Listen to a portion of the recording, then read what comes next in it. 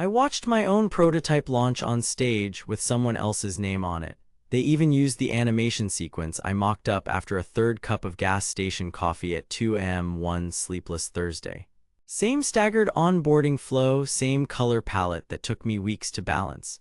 But there he stood, Evan, smiling like he'd coded every line himself, as our CEO announced his breakout innovation to a ballroom full of clapping execs and camera phones. My name is Marcus Trent. I'm 34, and until 3 months ago, I was a senior developer at a mid-sized software firm you'd probably recognize if you've ever used an app to plan your day. I used to love my job. Tight team, late nights over stubborn bugs, those Friday happy hours where we debated REST APIs over tater tots. The kind of environment where you felt like you were building something real with people who gave a damn. For the better part of a year, I'd been working after hours on what I thought was a potential game changer in how teams collaborate on small tasks. Not a revolutionary product, just a sleek, intuitive internal tool that could help streamline how we juggled deadlines, tickets, status updates. Really, it came from frustration. We were using 4 different platforms to manage what should have been one dashboard, so I started sketching. Code sketches at first, then UI flows, then mid-fi mockups in Figma. I called it Loophole, partly as a joke, partly because I wanted to break us free from the patchwork processes we'd grown numb to. I showed the early drafts to Evan, my manager, for feedback. He leaned back in his chair, rubbed his jaw like he was thinking hard, then smiled and said, "Keep going with it. Could be something cool." That moment sat with me for days. I remember walking home, hands in my pockets, the cold air slicing down 16th Street, thinking, maybe this is how it begins. Maybe this is when they start seeing me as more than just another dev. Back then, I was stupid enough to call him a mentor. It wasn't company policy to build passion projects on work machines, but it wasn't illegal either, just tiptoed along the blurry line between initiative and IP. Evan had given me the nod, casual as it was, and I trusted that was enough. I documented everything, though, mostly for my own sake. I committed mockups to a private branch, labeled file names with dates, annotated workflows. Not because I thought I'd need proof, but because I took pride in version control. Funny what that habit saved me from. 12-hour days blurred into weeks. I remember waking up on a Sunday with code still scribbled on a napkin next to my bed. I stopped bringing my laptop to bars because I couldn't stop thinking about push notifications and cross-team syncing funnels. Not obsession exactly, just the kind of focus that comes when you're building something that finally feels like yours. We'd joke in the war room about data-driven dreams. Mine had a name, a logo, a future, and yet when I sat in the 3rd row of our annual Dev Summit in San Jose, blinking against the blue-tinted stage lights as Evan rolled out what he called signer sync, all I could think was, "That's my onboarding animation, that's my voice tone in the microcopy, that's my damn architecture." I didn't move, couldn't. The guy 2 seats over clapped as the crowd whistled, and I pretended not to notice the small knot forming just under my sternum, something between insult and embarrassment. While Evan strolled the stage explaining his design choices, I pictured the Slack messages I'd sent him last October. "Thoughts on an early prototype? Let me know if this has potential." I could still see the double-check scene receipt under each one. Back then, I thought we shared the same dream, and I remember exactly when that dream turned. 3 weeks before the summit, Evan had pulled me aside, hand on my shoulder like we were old friends. "Look," he said, "CTO wants to go forward with the new productivity prototype. We'll be prioritizing that for Q2. Just like that, no detail, no mention of loophole. No sign that it was mine. I sat there with a fake smile plastered to my face as he rattled off vague plans about timelines and testing cycles that sounded painfully familiar. It hit me later, going through my messages, my commits, my notes, everything I had while he stood up there soaking in the spotlight. Every pixel he paraded through that presentation had been built with my hands. And in that ballroom, under the lead light of other people's applause, I realized something I never wanted to. I was watching my own work become someone else's stepping stone, because trust, once given, doesn't mean it will be returned. Especially in tech, especially when your name isn't the one on the PowerPoint. 2 weeks before the summit, Evan pulled me into a side meeting like it was some routine check-in. Same glass-walled conference room overlooking the snack station, same half-assed camaraderie in his voice. "Quick thing," he said, waving me in while still glancing at his phone. He didn't sit, so I didn't either. "CTO wants to go full steam on that internal productivity prototype," he said. Big push for Q2. We're reallocating resources and setting up a dedicated team. I felt something tighten behind my ribs. You mean loopholes? He gave me this almost amused glance. We're calling it Signer Sync now, cleaner, market-ready, but yeah, essentially. Okay, I said quickly, careful not to let my voice shift. Just wondering how you're positioning it. It's still my initiative, yeah. Evan smiled in that bland, corporate way that some people mistake for warmth. Let's keep it high level for now. Team effort, remember? He clapped me on the shoulder. We're gonna make you proud. I nodded like that meant anything. 30 minutes after that conversation, a team-wide email went out. Evan's name was all over it. Subject line: Introducing Project Signer Sync, a vision for smoother collaboration. There was a mock-up attached, edited, a little fresher but still clearly mine. Every screen bore the skeleton of designs I'd refined for months. The credits section was blank, but the paragraph beneath made it clear. Evan was excited to lead development on a brand new internal platform to revolutionize our workflow. Lead development, not a word about me. The Slack pings came almost instantly. Coworkers dropping emoji reacts fire and in direct hit like confetti. One of the new hires, bright-eyed and 2 years out of Stanford, messaged Evan publicly. This is dope. Can't wait to build it with you. Evan replied with 2 rocket emojis. No mention of me, no tag. I stared at my monitor until its resolution blurred into a fog. That night I opened my Git repo and scrolled until my knuckles hurt. Dozens of pushed commits across 6 months. Structure diagrams snipped from my engineering notebook, drawings I'd scanned into our internal wiki gone. Scrubbed from the shared drive, I opened the product branch, what used to be loophole feature, and found it renamed, repopulated, rewritten just enough to blur attribution. The fingerprints had been lifted. What was left had Evan's oily fingerprints layered on top. After that email, everything about my job shifted, subtly like frost inching over a windshield. No one said anything outright, but I felt it. In the calendar invites I stopped receiving. In the Jira assignments that slowly drained from feature development into stability tickets. By the second week, I was basically glorified QA for legacy tools, things we hadn't updated since before the pandemic. One of the other engineers shot me a confused look during stand-up and whispered afterward, "Weren't you working on Signer Sync?" I gave him a half-smile, guess not anymore. Evan, of course, was thriving. He started walking the floor more often, clutching his laptop like a prop, giving spontaneous updates about our momentum.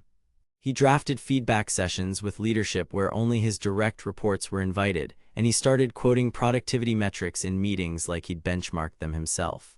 He even changed his Slack profile banner to a screen cap of the Signer Sync Alpha dashboard, the exact layout I'd pushed in my first design sprint back in November. What infuriated me most wasn't the erasure. It was the theater.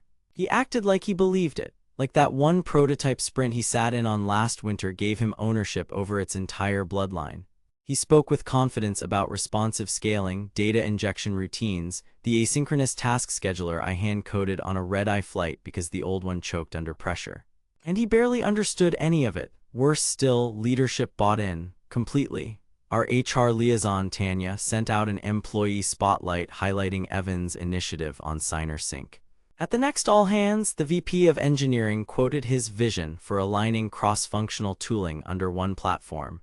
The VP used that exact word, vision, as if Evan had dreamed this up in a whiteboard haze of his own genius. I wasn't even consulted for QA sign-off. Just received a cold calendar reminder, initial pilot deployment metrics review, already filled with names that weren't mine. I thought about quitting. Every night for a week I hovered over a blank resignation draft, typed out half-hearted sentences, deleted them, checked job boards, scrolled mindlessly, but the betrayal stuck in my throat like something unfinished. I wasn't ready to walk away from the very thing I'd built, something I had imagined during early mornings and half-drunk weekends and long walks filled with messy ideas. But the bitterness leaked through. Into my sleep, into my shoulders, into the quiet periods between sips of coffee, when I would reread commit logs just to reassure myself I wasn't hallucinating. And then one day, while clearing out folders for a storage migration task, which, I should mention, Evan delicately framed as a key support responsibility, I found it. An old zip archive from 6 months ago. Buried in one of my sync directories, a full export of design assets labeled Loophole Alpha. Inside everything, original schematics. Wireframes, source images with metadata timestamped and watermarked by Figma. Early code snippets wrapped in notes like replace with improved debunks later. Personal TODOs that mentioned issues no one else would have noticed. Commits tagged with SHA hashes from a private branch Evan couldn't have accessed because I never merged it into the mainline trunk. I opened one of the XMLs, looked at the creation date, and just stared. All of it months before signer sync was a twinkle in Evan's vocabulary. It was like watching a blurry injustice snap into high-definition detail. Not paranoia, not professional envy, just theft, cold and calculated. That was the moment when something inside me shifted. I hadn't moved, I hadn't spoken. The office around me buzzed in silence, but everything I needed sat on my screen. Real, time-stamped, black and white. I stood up and started thinking. I didn't confront him, not right away. I knew better than that. You don't win battles like this by making a scene, you lose them quietly in rooms where your voice doesn't reach. I'd already watched that play out once. This time, if I was going to fix it, I needed proof. Not just screenshots and hearsay, but a chain so tight even legal couldn't wriggle out. First, I created a new folder on my personal drive, local only. I tagged it innocuously Archive Cleanup V1, and inside it I began lining each file up methodically.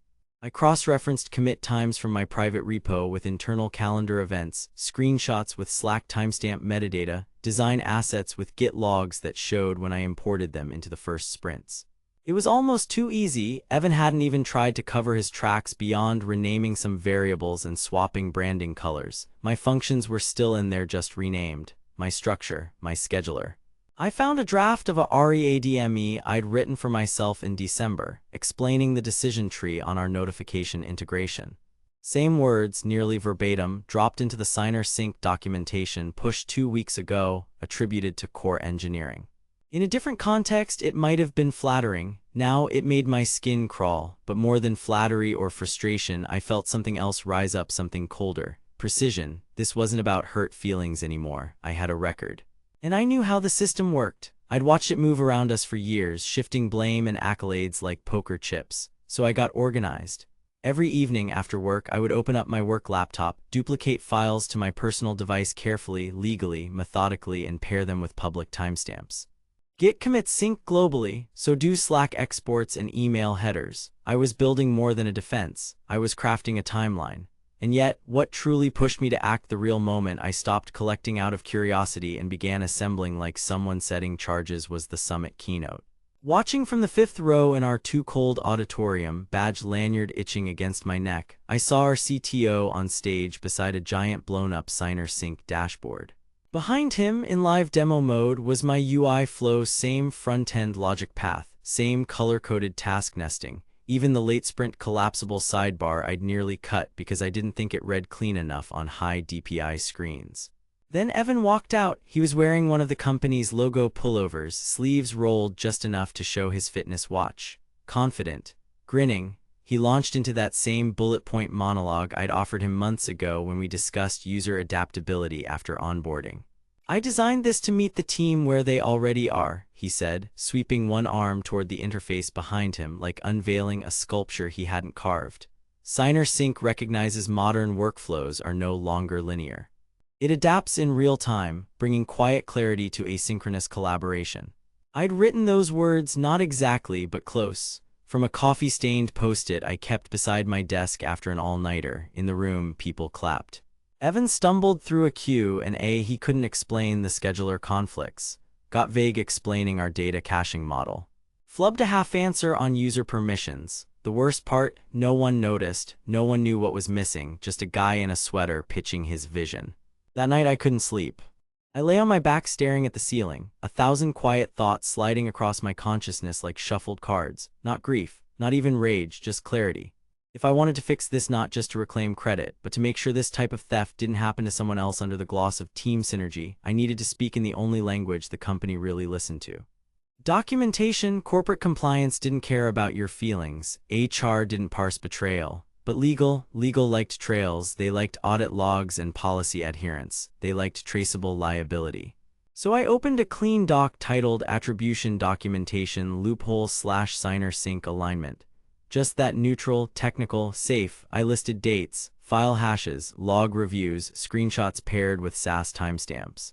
I laid everything out like an RFC. By the time I finished, it wasn't just a record, it was a case. Then I took one final step, subtle but sharp. From a burner account I'd used during dev sprints for accessing sandbox credentials, I drafted an email to our legal team's general inbox. Hi. This may fall under audit review. Suggest reviewing IP attribution and git commit records tied to signer sync internal prototype. Possible discrepancies with open source compliance tags may exist. Happy to let your team take it from here. No signature, no accusations, just a breadcrumb and a direction. And then I waited. The first sign that something had shifted was an odd calendar invite. Midweek, around 11:43 p.m., I got an alert for a code audit sync slotted for the following Tuesday. Nothing alarming on its face, we'd had similar syncs before, but this one wasn't from engineering management. It was from legal, no names in the body, no agenda. The title buried in internal metadata tagged it as flagged attribution review. My pulse didn't spike. I just stared at it for a few seconds in the glow of a browser tab and hit accept. The next day, chatter started subtly spreading. A few leads I knew from other teams asked oddly general questions. Hey, wasn't this one of your projects way back? Or didn't you do something similar in that winter dev sprint? I shrugged them off, played the disinterested coworker, and kept my tone even. I didn't want them sniffing just yet. Their curiosity meant tides were turning and I needed one more layer in place. So I filed 3 old Jira tasks that had never made it through triage. Just enough context to show clear precursors to signer sync's core features. They hadn't even been closed, simply left in backlog stasis with my name stamped as author. I updated their descriptions with links to archived Figma flows, annotated with brief notes about logic specs.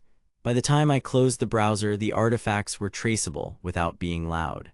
That weekend, I didn't touch my computer. I hiked out toward the coast, took a battered paperback with me, and let the sea wind erase all the noise. I needed the break. Because I knew what would happen next wasn't going to require code, it was going to take calm. Calm when I checked Slack on Monday morning and saw Evan post a link to an article in the company news feed. Title: Engineering Transparency and IP Trust in Scaled Development. Not a trace of irony. I didn't reply, didn't laugh. I downloaded the post as a PDF and archived it. By Wednesday, logs had started getting locked. It was subtle but noticeable. A few of the usual code viewing permissions were elevated behind justification prompts. In Git, a scrolling banner flagged an upcoming access throttle for integrity scanning. My traction was working. But I still needed an anchor, something legal would find impossible to ignore even under internal pressure. So I followed protocol. I submitted a second memo. This time it was phrased differently. Still anonymized and professional, but more direct, to whom it may concern. Recent internal audits may have missed dependency overlaps tied to signer sync's early feature tree. Source staging from closed sandbox repositories reveals likely origin in pre-existing modules dating prior to Evan R's contribution window. Recommend deep diff on Sprint 3 through Sprint 5D, cross-referenced against initial branch patterns under user handle mtrentpd12. Please confirm repo diffs align with policy compliance. Regards. That reference string pointed directly to where I'd committed early scheduler logic, complete with identically named unit tests that had been obfuscated during Evan's so-called rewrite. It was plain if you knew where to look. And I had laced it just deep enough to require a legal dev liaison to pull in the CompSec team. On Thursday, Evan canceled stand-up. A status thread replaced it, thinly worded and scattered. He claimed he was unavailable for cross-team syncs due to high-priority escalations. It looked like nothing, but in our company's time zone-aware thread model, that meant someone had pulled him into a closed-door meeting before 9 a.m. I drank my coffee slow that morning and watched the thread sit unresponded to for over an hour. By 2 p.m., a DevOps guy I barely knew messaged me privately. Hey, totally random, but legal just pulled logs from the staging servers. You good? I wrote back 5 minutes later, yeah, all good, probably just their quarterly wraps. I kept my typing casual, but my heart was ticking sharp inside my chest. I knew that look legal gave when something didn't line up. Dry, neutral language masking quiet alarm. I wasn't sure if that meeting had been about me, but I was certain it had everything to do with what I had left behind. And then, Friday afternoon, the Slack ping came in a little bubble from legal's audit counsel. Short and polite, "Hi Marcus. Wondering if you have 10 minutes early next week to walk through some of the old loophole repo branches. We're reviewing sequence attribution for a cross-check against open source usage, just dotting I's. Let us know your availability. I didn't smile, I didn't even blink, I simply replied, absolutely, happy to help clarify anything you need. Then I posted my last update to the Signer Sync internal dev channel. FYI, resolved the cache conflict bug from Sprint 2D logic. Memory anchors were overlapping from the original schema, no other issues found. Not a single reply, but someone marked it with a white heavy checkmark emoji. I shut my laptop and let the silence finish what I had started. 3 weeks later, Evan was gone. There wasn't an announcement, no bubbly goodbye message, not even one of those generic auto-generated HR posts thanking him for his service. Just a quiet absence from Slack, his name grayed out in our messaging threads. For a while, no one brought it up. People glanced over it as if he had taken personal leave, though his calendar was locked and wiped. By Monday, a new tech lead was forwarding task approvals. By Wednesday, the rumor machinery started grinding. I didn't say anything, not when one of the interns asked in passing where Evan went. Not when Andrea from product muttered weird while refilling the office espresso machine. I stayed the quiet teammate. The one still squashing bugs, still checking pull requests, still pushing silent updates to the very tool they suddenly realized I'd always had my hands in. Then Thursday came, and with it, the quarterly all hands. The big hall was packed. Cameras warm, mics tested, everyone logged into the Zoom feed for those joining remote. It wasn't unusual. What was unusual was that I was seated front row, dead center, not off to the side like I usually chose. I didn't think anything of it at first. Figured it was just the first empty seat I saw. But about 10 minutes into the presentation, after the finance update and yet another approving graph on user engagement, the CTO, Nadine, paused. She pulled a single slide to the screen. No chart, no bullet points. Just the Signer Sync logo in silver on charcoal. You could hear the barely there shift of 60 engineers leaning forward. I want to take a moment, she said, to recognize the foundational work behind Signer Sync. As many of you know, this tool has streamlined 6 different platform teams and has become a case study for peer-led innovation inside our company. No applause yet. Just quiet, everyone listening too carefully to pretend otherwise. Nadine smiled slightly. Then she turned and gestured to me. The person who envisioned, built, and iterated Signer Sync from early schema to platform integration is one of our own. Marcus Trent. That was it, simple, clean, she didn't drag it out, she didn't tell the whole story, she didn't need to. People started clapping, not loud or theatrical, but real, measured at first, then swelling as the room caught on. For a second I felt transparent, like light could move through me. My fingers curled against the armrest of the chair. I nodded once, acknowledging it with the smallest smile I could manage. Recognition doesn't sound like trumpets. It comes more like air pressure shifting, like something that's been off balance finally righting itself. When the applause faded, Nadine clicked to the next slide. The moment passed, but as it passed, it settled. There was no going back. Later that day, I got an invite, one-on-one with the CTO, no agenda listed. Her office was simple, white walls and 2 chairs facing each other like equals. She didn't even sit behind her desk. Just motioned for me to take one and sat across in the other, legs crossed, relaxed. You deserved that, she said without preamble. I nodded, still trying to figure out what mask I was supposed to wear for this conversation. I've been reading through the project timeline, she went on, and I'm impressed. Your documentation was tight. Dependencies, commit trees, logic flows, it made the truth unmissable. I started to respond, but she held up a hand. I'm not here to dig into the past, that's already handled. What I want is to talk about the future. What do you want to build next? It should have been a movie moment, a grand sweeping answer pouring out of me. But all I said was, I don't know, something useful. She smiled, not patronizing, not corporate, just a flicker of shared clarity. Good, she said, that gives us room to do it right. That was it, no promises, no fireworks. Just the door left wide open and someone finally asking the question with sincerity. A week later, I was reassigned to a new team. Flat hierarchy, clean slate charter, direct access to platform resources. Lateral in title, not in influence. We weren't given a roadmap, we were told to create one. In my new office, a smaller room, sure, but mine, I pinned a single printout above my monitor. It wasn't a quote or a diagram. Just the timestamp from my earliest git commit under handle mtrent pd12 and the words, "First commit, never forget."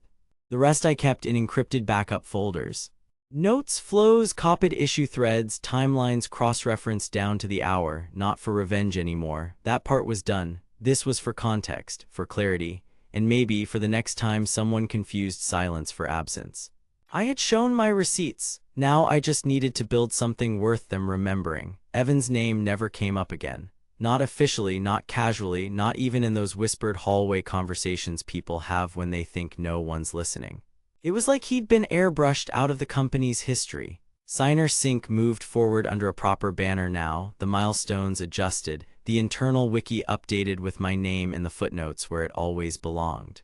But it didn't feel triumphant. Truthfully, it felt complicated. I caught myself one afternoon scrolling through an old Slack export, one of the archived discussions from months back before all of it.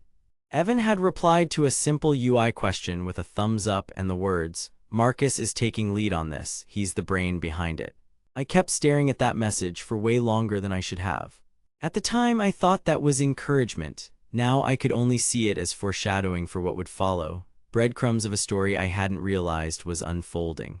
Still, I kept my focus forward. My new team, 5 of us total, set up in a quiet corner of the building near an old server room no one used anymore. The space smelled faintly of dust and ozone, but it was ours. No hand-me-down structure, no recycled KPIs. We met for 3 hours that first Monday and jotted questions on a whiteboard instead of plans. It was the purest form of iteration I'd known since I first wrote Signer Sync's initial logic loop. We didn't stay quiet for long. By week 3, platform engineering had started leaning on us for fast prototyping. By week 5, we'd filed our first internal paper for approval.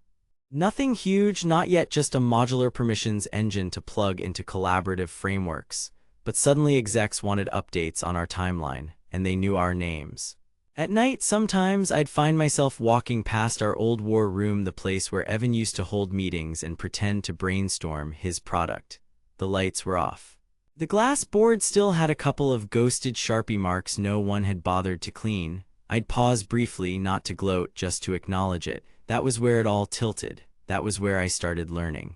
Because through all of it, every silent nod, every stolen idea, every moment people looked straight past me because someone louder was in the room, what I figured out was this: ownership is more than a name on a slide. It's in the nights you spend hunched over bugs no one will ever notice. In the diagrams that change shape 20 times before one version sticks. In making 50 decisions no one sees so that the one they do touches down clean. You can't fake that, not for long. Now, when I joined new calls and heard departments planning sprints around modules we'd built, I didn't resist the moment. I didn't shrink. I gave feedback, offered clarity, mapped dependencies without apologizing. I had earned my role 100 commits deep, and this time no one questioned where things began. Once, maybe out of habit, I opened the HR portal and searched Evan's name, just to see if there was any lingering trace. His profile had been deactivated, scrubbed. That was company policy, of course, but something about the finality of it stayed with me. I didn't hate him. I thought I might, but I didn't. Instead, I pitied the mental loop someone must be in to believe burning down someone else's tree would make their forest look bigger. A few weeks after the new group launched our internal test bed, I got an email. Not from the CTO, not from exec leadership. It came from a junior dev 2 floors down, someone I'd barely interacted with beyond approving a few PRs. Subject line, "Just wanted to say thanks." It was a short message. He said he'd read through all the Signer Sync commit trails to learn best practices.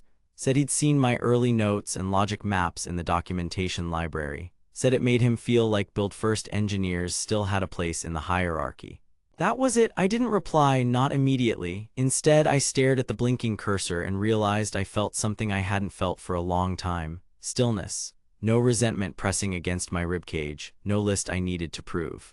No bending of truth inside the structure, just the quiet knowledge that I had made it through the hardest part without turning into someone else. I archived the message. Then I walked back to my team room where 3 people argued about parser load balance and one person had already duct-taped a cartoon octopus to the whiteboard. This was never about revenge. Not really. It was about presence. About not letting someone rearrange the frame just because they talked louder. Now the work could begin again. No shadows, no masks, just tools, ideas, and names right where they belonged.